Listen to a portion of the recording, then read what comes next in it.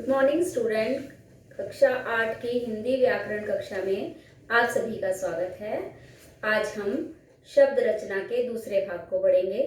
पहले भाग में हमने उपसर्ग और प्रत्यय के बारे में पढ़ा था। इस भाग में हम समास के बारे में जानेंगे।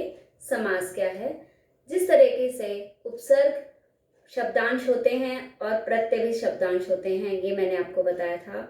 उपसर्ग शब्दों से पहले लगकर शब्द के अर्थ में परिवर्तन लाते हैं, जबकि प्रत्यय शब्द के अंत में लगकर उसमें परिवर्तन लाते हैं। इस तरह से समास जो है वो दो शब्दों का संक्षिप्तीकरण होता है, छोटा करने की प्रक्रिया होती है। तो इस तरीके से शब्द रचना को हम 3 भागों में बांटते हैं, उपसर्ग में, प्रत्यय में और समास में। तो हम अब आज इस पाठ में समास के बारे में पढ़ेंगे। समास क्या है?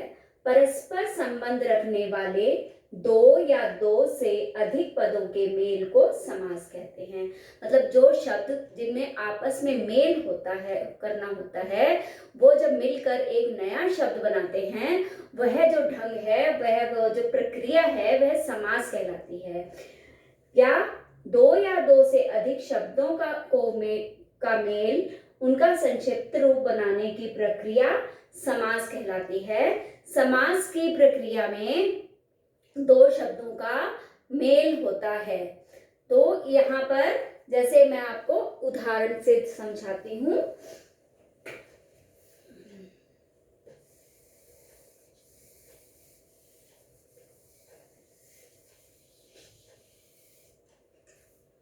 कि संक्षिप्तीकरण किस प्रकार से होता है। जैसे राजा का कुमार।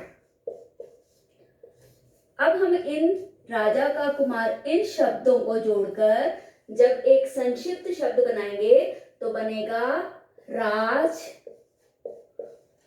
कुमार। तो ये शब्द जो है राजकुमार, ये एक नया शब्द हमारे लिए बन के आया है। ये शब्दों का संक्षिप्तीकरण हो गया। यहाँ पर मैंने आपको बताया कि समास जो है वह प्रक्रिया है। अब इन शब्दों में जब हमारा ये शब्द बन के आया है, इसे हम बोलेंगे समस्त पद। इसे हम बोलेंगे समस्त पद। और जो ये शब्द राजकुमार, इसका हमको अलग अलग करेंगे तो ये होगा राजा का कुमार। तो ये कहलाएगा समास विग्रह। समास विग्रह।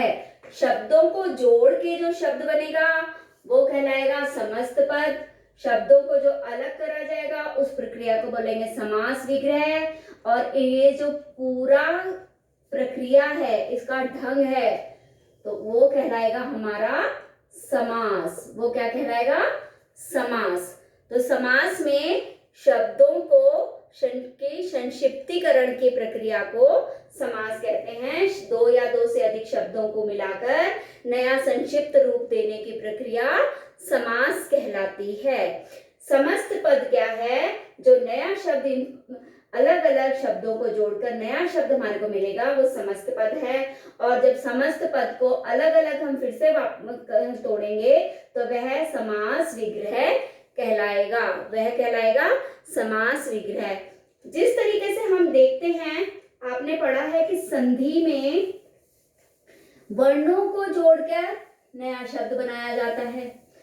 वर्णों के मेल की प्रक्रिया जिससे नया शब्द बनेगा वो संधि कहलाती है। पर समास में वर्ण ना होकर शब्द होते हैं। शब्दों को जोड़कर नया शब्द बनाया जाएगा तो वह प्रक्रिया समास कहलाती है। समास में दो पद होते हैं, जैसे राजकुमार। अब इसमें दो शब्द हैं, राज और कुमार। जो ये पहला पद है यह पूर्व पद कहलाएगा और दूसरा पद उत्तर पद कहलाएगा। समास में दो पद हैं, एक पूर्व पद, एक उत्तर पद।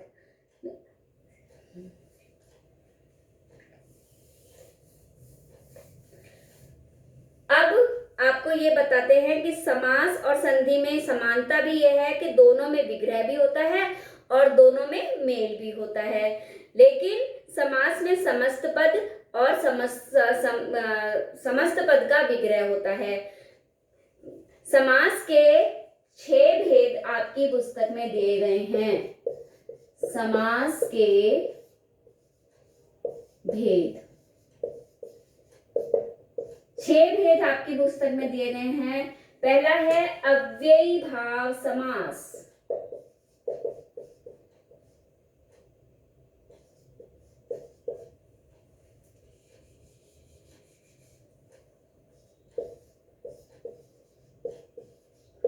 दूसरा है तत्पुरुष समास।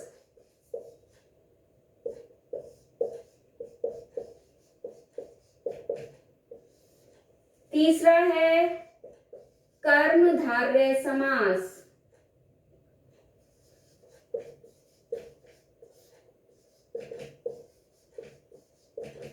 और चौथा है द्विगु समास। पांचवा द्वंद्व समास। छठा बहु व्रीहि समास। इस तरह से हम 6 समास के बारे में इसमें जानेंगे। तो पहला आपने देखा कि ये बताया अव्ययी भाव समास। अव्ययी भाव समास क्या है? मैंने आपको बताया अभी कि समास में 2 पद होते हैं, उत्तर पद और पूर्व पद। तो आपको बताते हैं कि समास इसमें अव्ययी भाव समास में कैसे उत्तर पद और पूर्व पद को जाना जाता है। अव्ययी भाव समास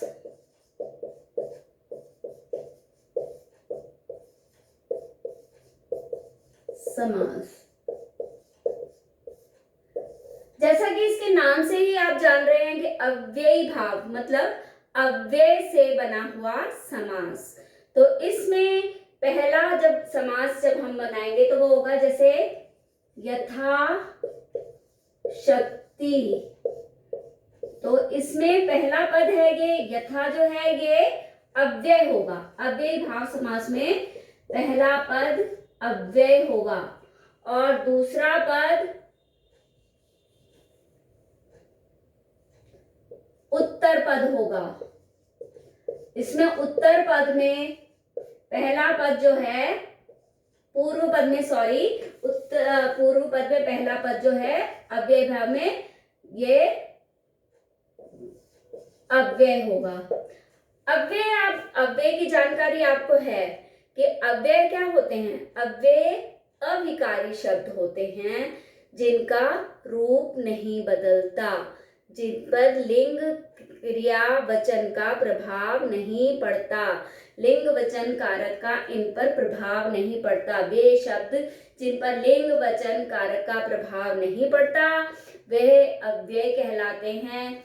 आपने अव्यय अपनी पुस्तक में पढ़े हैं। संबंध बोधक, समुच्चय बोधक, विस्मयादि बोधक, क्रिया विशेषण, निपात, ये सब अव्यय हैं और इनका प्रयोग जब समास में होगा तब यह अगर पहले होगा जब शब्द से पहले हो रहा है तो यह अव्ययी भाव समास कहलाएंगे।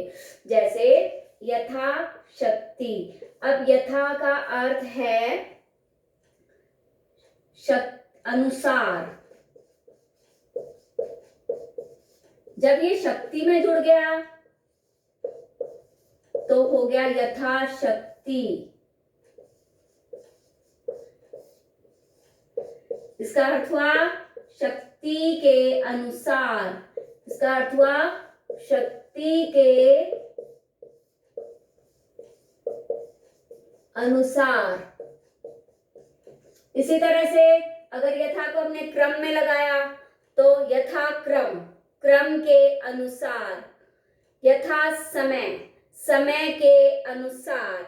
तो आप देख रहे हैं कि अनुसार जितने भी शब्दों में लग रहा है उसका मीनिंग बदल नहीं रहा, अनुसार मतलब वही है, यथा का मीनिंग बदला नहीं, वैसा क्या वैसे ही है।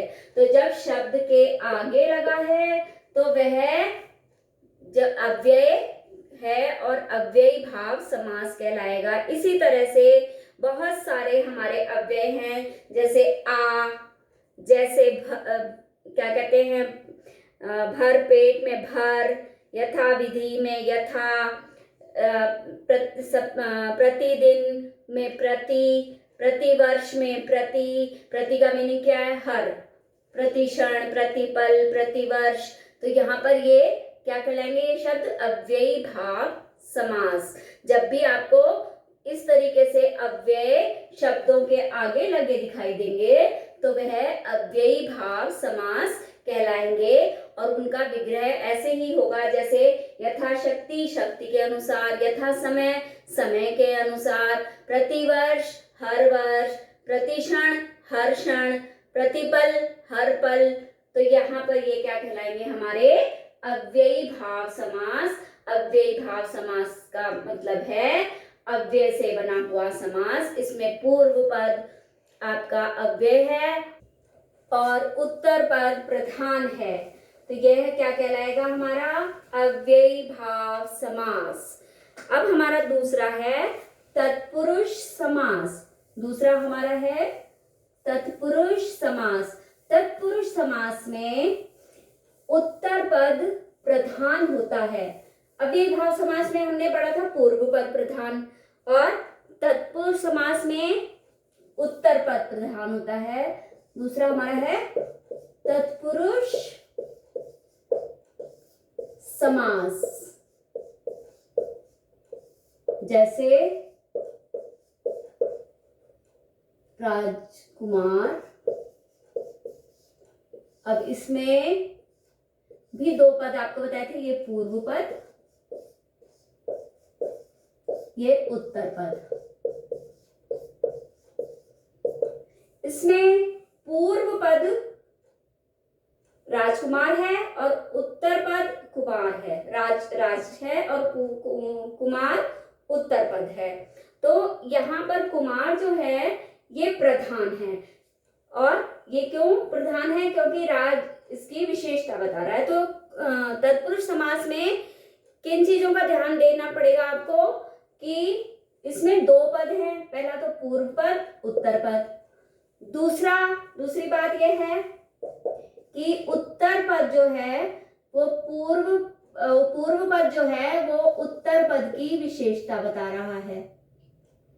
पूर्व पद उत्तर पद की विशेषता बता रहा है। कैसे, कुमार कैसा, राजा का, तो किसकी विशेषता बताई गई, कुमार की। तो कुमार क्या हुआ, विशेष्य। कुमार क्या हुआ, ये विशेष्य, और विशेषण क्या हुआ, राज। तो इसमें विशेषण और विशेष्य का भी संबंध है। इसमें विशेषण और विशेष्य का भी संबंध है। पूर्व पद इसमें उत्तर पद की विशेषता बता रहा है, और उत्तर पद जिस पद की विशेषता बताई जा रही है वह क्या है, प्रधान, इंपॉर्टेंट, मुख्य, प्रधान। तो उसकी विशेषता बताई जाएगी। तो यहाँ पर क्या है, ये विशेषण विशेष्य का संबंध लिए भी है। और तीसरी बात, जब हम इसका विग्रह करते हैं, राजा का कुमार, तो हमें विग्रह करने पर कारक चिन्ह दिखाई दे रहे हैं। जैसे ये संबंध कारक का चिन्ह है, कारक चिन्ह।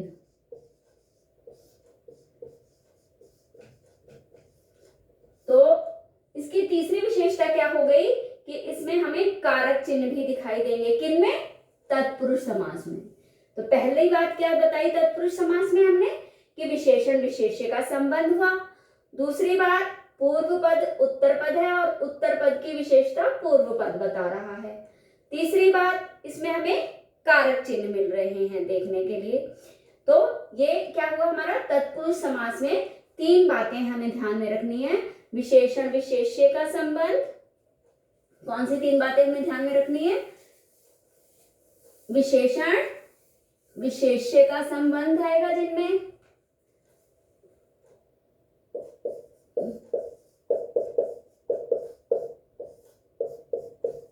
विशेषण विशेष्य होगा।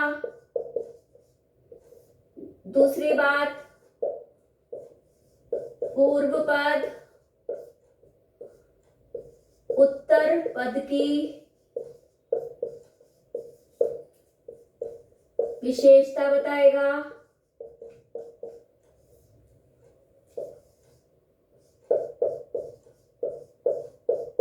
तीसरी बात, विग्रह करने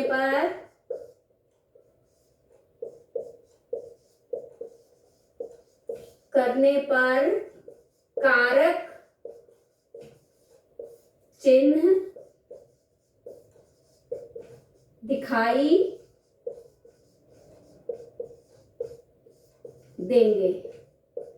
तो तत्पुरुष समास को हमने इस तरीके से जाना कि इसमें विशेषण और विशेष्य, उत्तर पद और पूर्व पद की विशेषता और विग्रह करने पर कारक चिन्ह दिखाई देंगे। तो इस दृष्टि से तत्पुरुष हमारे 6 भागों में बट गया, क्योंकि हमें कारक चिन्ह जो दिखाई देंगे वो कर्म कारक से लेकर अधिकरण कारक तक के दिखाई देंगे। इसमें कर्ता और संबोधन का लोप हो जाता है। इसमें हमें कर्म कारक से लेके विग्रह पर कर्म कारक से लेके और अधिकरण कारक तक के विग्रह चिन्ह दिखाई देते हैं। जैसे कुछ उदाहरण मैं आपके सामने लिखूंगी तो आपको पता चलेगा कि कौन से किस कारक के चिन्ह हैं वो इसमें दिखाई देंगे। जैसे कर्म कारक के चिन्ह दिखाई देंगे तो वन गमन, वन को गमन, हस्तलिखित,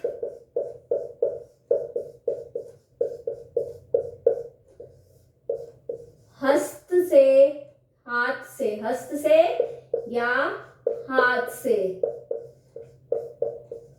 लिखित,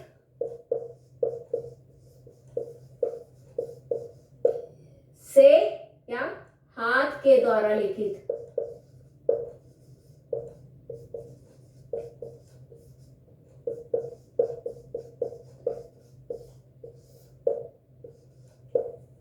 तो आप ये देखिए से या के द्वारा करण कारक का हो गया। यहाँ को है तो कर्म कारक दिखाई दे रहा हमें, यहाँ करण कारक का चिन्ह दिखाई दे रहा है। ऐसे ही रसोई घर, रसोई घर,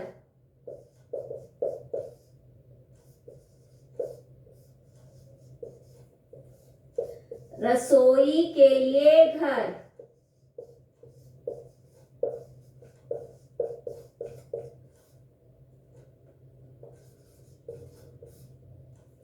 इसके बाद आप देखो रोग मुक्त,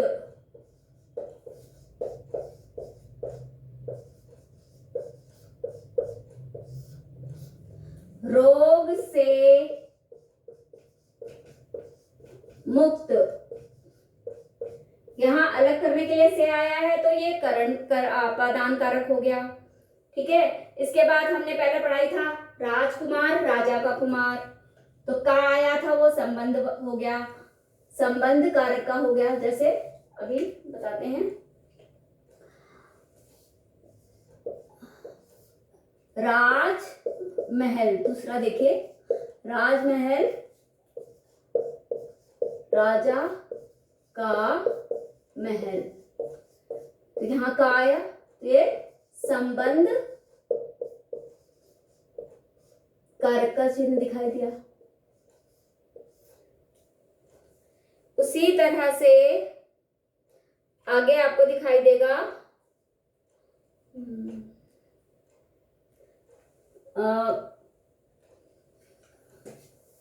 संबंध कारक के बाद आएगा आपका अधिकरण कारक, जैसे वन गमन, वनवास,